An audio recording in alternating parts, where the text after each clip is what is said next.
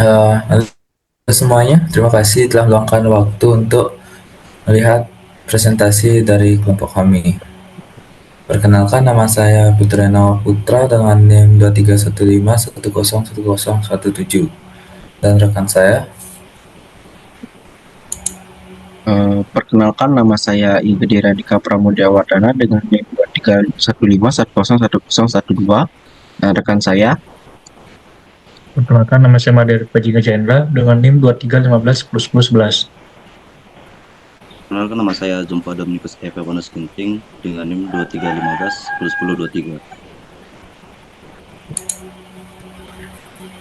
101023. Di sini kelompok kami akan membahas terkait PT Yamaha Surya Motor Singaraja. Nah, PT Yamaha Surya Motor Singaraja adalah sebuah perusahaan dealer sepeda motor merek Yamaha yang beroperasi di wilayah Singaraja dan sekitarnya. Perusahaan ini memiliki beberapa cabang yang melayani penjualan berbagai tipe pada sepeda motor Yamaha. Selain penjualan sepeda motor, perusahaan ini juga menyediakan layanan perawatan dan perbaikan sepeda motor. Dengan semakin meningkatnya permintaan akan layanan servis, perusahaan ini menghadapi berbagai tantangan dalam mengelola data servis, termasuk manajemen jadwal servis, catatan perbaikan, dan histori layanan pelanggan. Untuk mengatasi tantangan ini, PT Yamaha Surya Motor Singaraja memutuskan untuk merancang sebuah sistem informasi yang komprehensif khusus untuk area servis. Nah, selanjutnya ada pun beberapa requirement-nya. Yang pertama itu ada manajemen pelanggan yang berfungsi untuk menyimpan data pelanggan secara lengkap termasuk informasi pribadi seperti nama, alamat, nomor telepon, dan juga tipe kendaraan yang dimiliki. Yang kedua ada manajemen kendaraan yang berfungsi untuk menyimpan informasi tentang kendaraan yang diservis oleh perusahaan termasuk nomor kendaraan, tipe, dan tahun pembuatan. Yang ketiga ada manajemen servis yang berfungsi untuk mencatat semua transaksi servis yang dilakukan oleh pelanggan termasuk ID servis dan keluhan.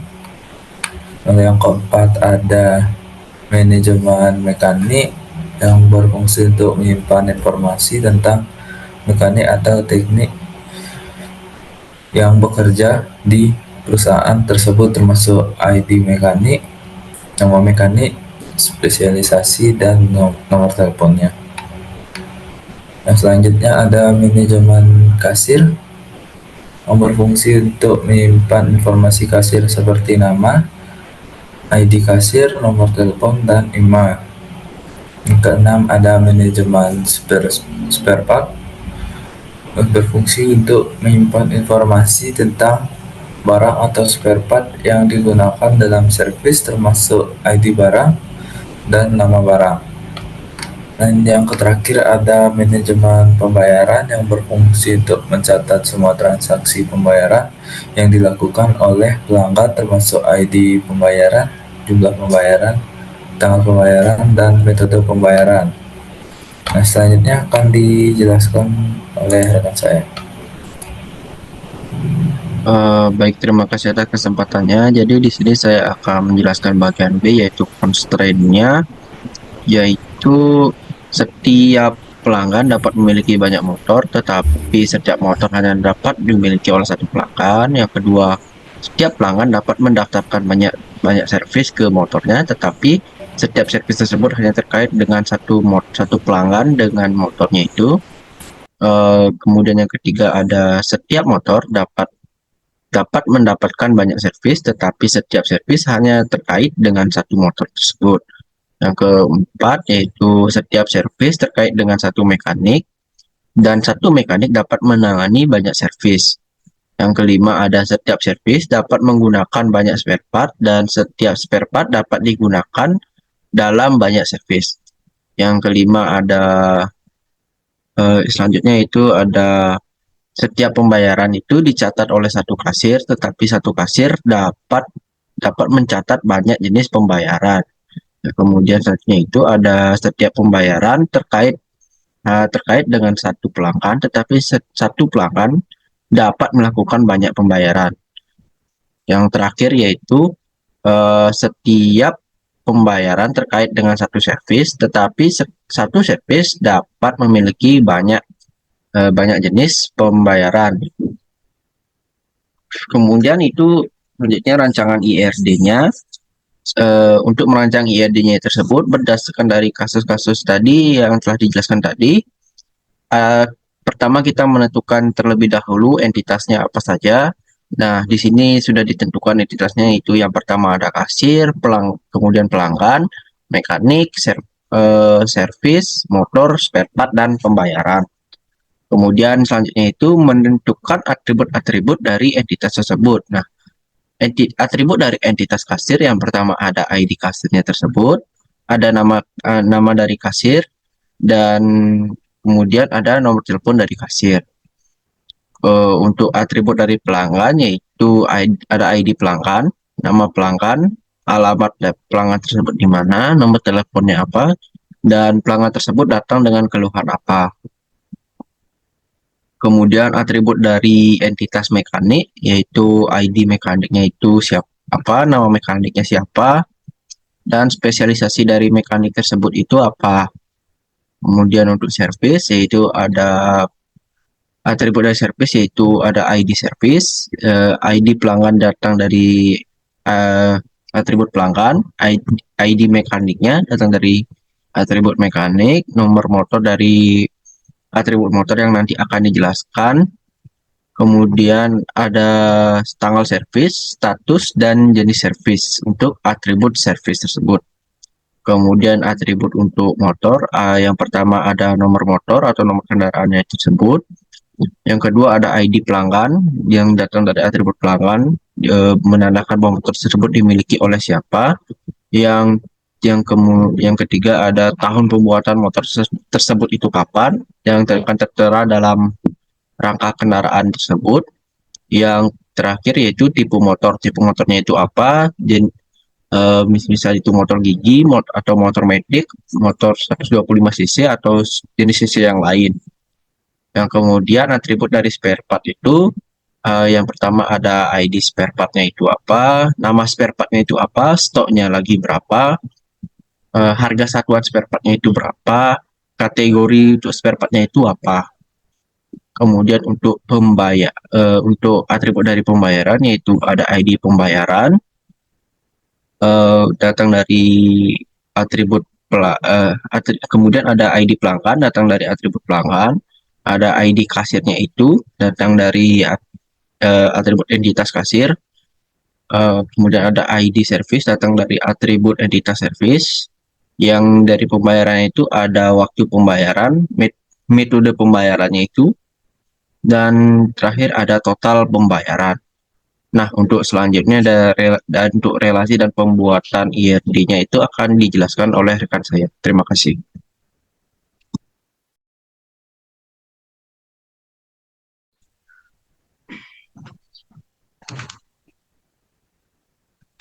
Baik, terima kasih. Berikut ini saya akan menjelaskan relasi dari rancangan RD kami. Yang pertama itu pembayaran. Relasinya adalah pelanggan memiliki relasi kepada entitas servis untuk pendaftaran, kemudian ke entitas motor sebagai pemilik motor, lalu memiliki entitas one to many ke pembayaran. Selanjutnya ke servis. Servis memiliki relasi many to many kepada entitas spare part sebagai memerlukan untuk servis. Kemudian relasi many to many kepada mekanik untuk mengerjakan servis. Kemudian dan memiliki relasi one to many kepada pembayaran untuk harga satuan spare part. Selanjutnya kasir. Kasir mempunyai relasi entitas pembayaran yaitu one to many untuk mencatat nota pelanggan. Lalu mekanik. mekanik memiliki relasi many to many ke entitas service untuk melakukan pelayanan service.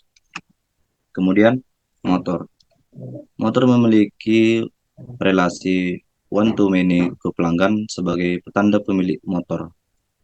Lalu ada spare part memiliki relasi ke service many to many untuk memerlukan jumlah spare part tersebut. Baik, selanjutnya saya akan melanjutkan transformasi ke BDR.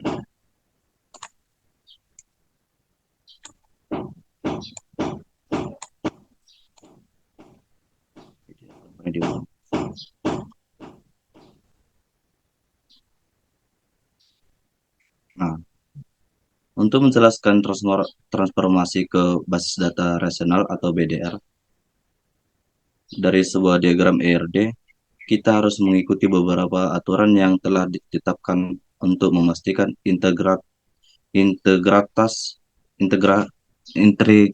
dan berkaitan dengan antar tabel yang terjaga. Berikut ini adalah penjelasan masing-masing untuk yang diterapkan pada contoh yang kasus kami berikan, yang kami buat. Yang pertama itu aturan pertama, aturan 1. Aturan 1 itu entitas yang kuat. Setiap entitas kuat diubah menjadi tabel yang dinyertakan semua atribut sederhana. Dan atribut sederhana itu komposit menjadi entitas yang kuat.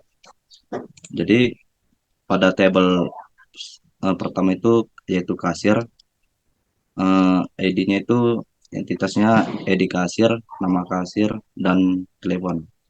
Yang kedua pelanggan, entitasnya itu pelanggan, ID, nama pelanggan, alamat, dan nomor telepon. Kemudian ada keluhan. Selanjutnya table service. Service itu mempunyai entitas ID service, tanggal service, status, jenis service, dan keterangan. Selanjutnya table motor. Table motor mempunyai entitas ID motor, tipe, dan tahun pembuatan. Selanjutnya spare part. Spare part memiliki entitas yaitu ID spare part, nama spare part, stok, dan satuan harga. Selanjutnya pembayaran.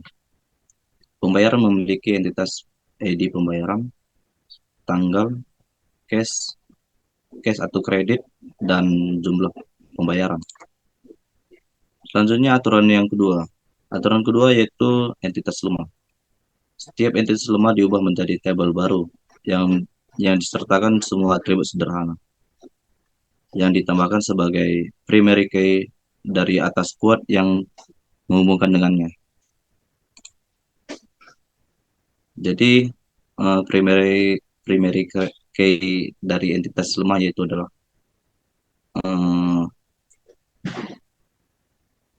contohnya itu seperti detail yang tergantung pada transaksi gitu. Selanjutnya aturan 3 atau relasi 1/1. Untuk setiap relasi 1/1 kita bisa dibuat tabel baru atau menghubungkan relasi tersebut ke salah satu tabel dari entitas yang relasi. Nah, contohnya itu seperti relasi 1 antara kasir dan pelayanan gitu.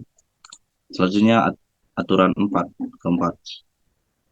Aturan keempat ini merupakan relasi 1 untuk tambahan kolom pada sisi N yang berisi primary key dari sisi 1 sebagai foreign key. Nah, tabelnya itu sebagai foreign key itu adalah pembayaran.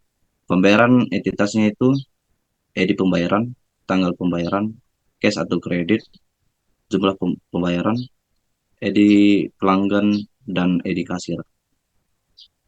Tabel berikutnya itu motor. Sebagai foreign key-nya yaitu ID motor, tipe, tahun pembuatan, dan ID pelanggan. Selanjutnya table service. Table service foreign key-nya yaitu ID service, tanggal service, status, dan jenis service. Nah, selanjutnya aturan kelima atau relasi M. Untuk relasi itu hanya membuat tabel baru yang menyertakan primary key dari kedua entitas yang berrelasi. Nah, selanjutnya aturan ke-6. Untuk aturan ke-6 ini buat tabel baru yang menyertakan atribut tersebut dan primary key dari entitas yang memiliki atribut lebih dari satu tersebut. Gitu. Misalnya pelanggan memiliki atribut telepon dan telepon itu mempunyai 2 gitu, lebih dari 1 maksudnya. Kemudian aturan ke-7, relasi yang dibuat tabel yang menyertakan seluruh primary key dan entitas yang ikut serta dalam relasi tersebut. Nah, contohnya itu seperti, boleh zoom bang, fotonya zoom. Nah, sip. Nggak kurang bawahnya. Contohnya itu seperti service. Service itu primary key-nya ID service, status, dan jenis service-nya seperti itu. Baik, mungkin itu saja dari saya. Normalisasinya akan dilakukan dengan rekan tim saya. Baik, terima kasih atas waktunya. Tahap selanjutnya yaitu menormalisasikan relasional tadi. Nanti yang pertama-tama itu kita membuat UNF atau unnormalisasi form. Nah, tabel UNF ini itu berisi semua data tanpa pembagian yang lebih detail. Jadi kita masukkan datanya itu tanpa memperhitungkan aturan-aturan yang ada.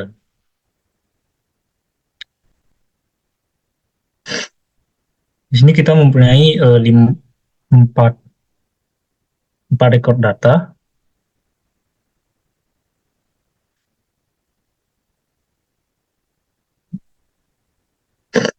Sebenarnya adalah tahap one atau bentuk normal yang pertama atau 1NF. Nah, untuk mentransformasikan ke 1NF ini, kita perlu memastikan bahwa tabel UNF tadi itu tidak memiliki grup atau array yang berulang. Jadi setiap kolom itu harus berisi nilai atomik, dan setiap entry dalam kolom hanya boleh berisi satu nilai. Jadi pada tabel di sini tuh kolom keluhan, ID mekanik, dan nama mekanik berisi beberapa nilai, sehingga melanggar dari aturan 1NF ini. Nah, untuk mengonversi tabel ini menjadi 1NF, kita perlu memisahkan baris terpisah untuk masing-masing nilai.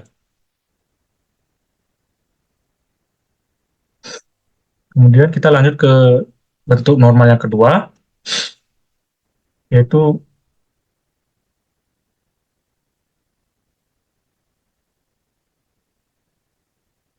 untuk melakukan normalisasi ke bentuk 2 ini, kita perlu memastikan bahwa tabel itu sudah dalam bentuk normal yang pertama, dan bahwa setiap atribut non-prima sepenuhnya bergantung pada primary key-nya.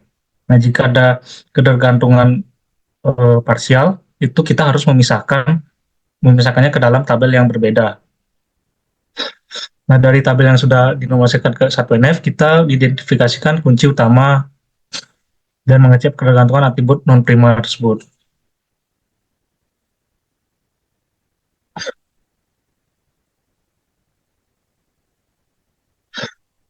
Nah, jadi dalam bentuk 2NF ini kita telah memastikan bahwa setiap atribut itu non-prima, yaitu nama pelanggan, alamat, dan juga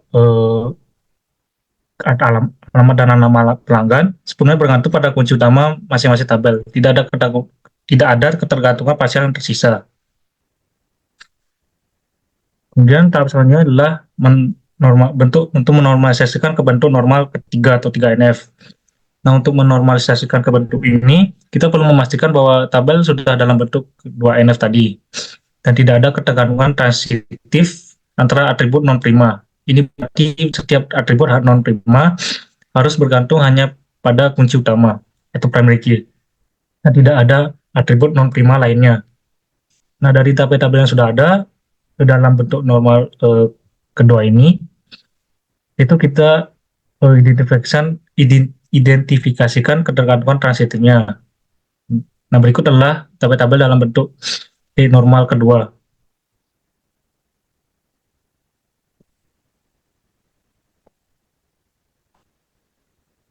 Nah, untuk bentuk normal ketiga seperti ini. Baik, sekian dari saya. Saya kembalikan ke moderator.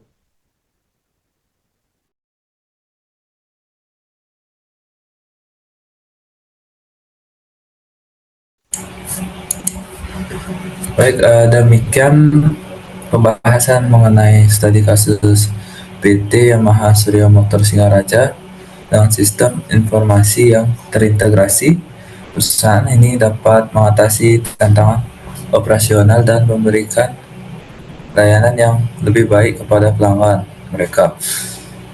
Saya berharap informasi ini dapat memberikan wawasan baru bagi Anda semua. Sekian presentasi dari kelompok kami. Terima kasih.